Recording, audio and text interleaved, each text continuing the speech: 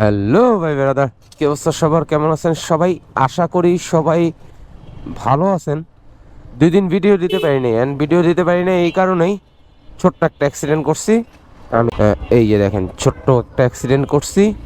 এখন মোটামুটি ভালো আছি এবং বেশি কিছু হয় নাই, জাস্ট খালি হাত পা একটু ছিলছে।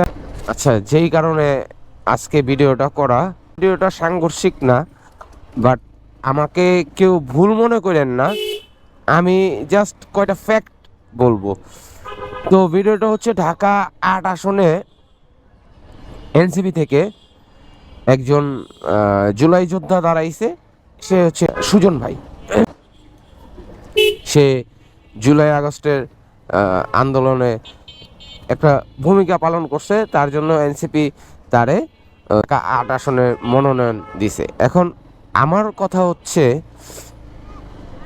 যেই লোকটারে আপনি মনোনয়ন দিলেন, আচ্ছা, আমার আমার সব থেকে হাস্যকর বিষয় লাগে যে এই রিক্সা বন্ধের জন্য যে এই আন্দোলন আমরা করলাম, হ্যাঁ, তাইলে এটা কি সুজন ভাই আসার পর আমাদের চিহ্নিত করে কি আসলে বইরা বইরা দিব নাকি, এটাই চিন্তা করতেছি। আচ্ছা যাক, ওইটাই বাট এখন টপিকে আসি। সেটা হচ্ছে, আমি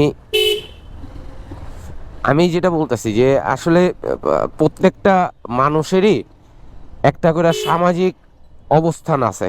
হ্যাঁ, কাউকে আমি ছোট করে বলতেছি না, বাট এইটা স্বাভাবিক না, প্রত্যেকটা মানুষেরই একটা সমাজে অবস্থান আছে। এখন অবস্থানরত দিক থেকে যদি আমি চিন্তা করি, হ্যাঁ, সে ফর এক্সাম্পল, টুপি আর একটা জুতার মধ্যে পার্থক্যই দেখেন। আমি মাথার টুপিটা কিন্তু মাথায় রাখতে পারবো, আমি মাথার টুপিটা কিন্তু পায়ে পড়তে পারবো না। তদ্রূপ আমি পায়ের জুতাটা কিন্তু পায়ে পড়তে হবে, মাথায় উঠাইতে পারবো না। সো আমাদের সামাজিক অবস্থান থেকে যদি আমরা চিন্তা করি, সে ওই জায়গাটার কি বুঝবে, কি মূল্যায়ন থাকবে। মানে বাংলাদেশটা এখন এইরকম হয়ে গেছে যে যে যা পারতাছে তাই করতেছে। হ্যাঁ, জুলাই যুদ্ধ কি নাই? আর নাই। তাইলে তো ওই যে মুক্তিযুদ্ধের সময় কি পতিতা ছিল না? তারাও তো বীরঙ্গনা হইতো। মুক্তিযুদ্ধের সময় একটা রিক্সাওয়ালা যদি, মানে এটা হাস্যকর লাগে, হাস্যকর। তো ভিডিওটা আজকে এই পর্যন্ত। ভালো থাকবেন, সুস্থ থাকবেন এবং হেলমেট পরে বাইক চালাবেন। টাটা।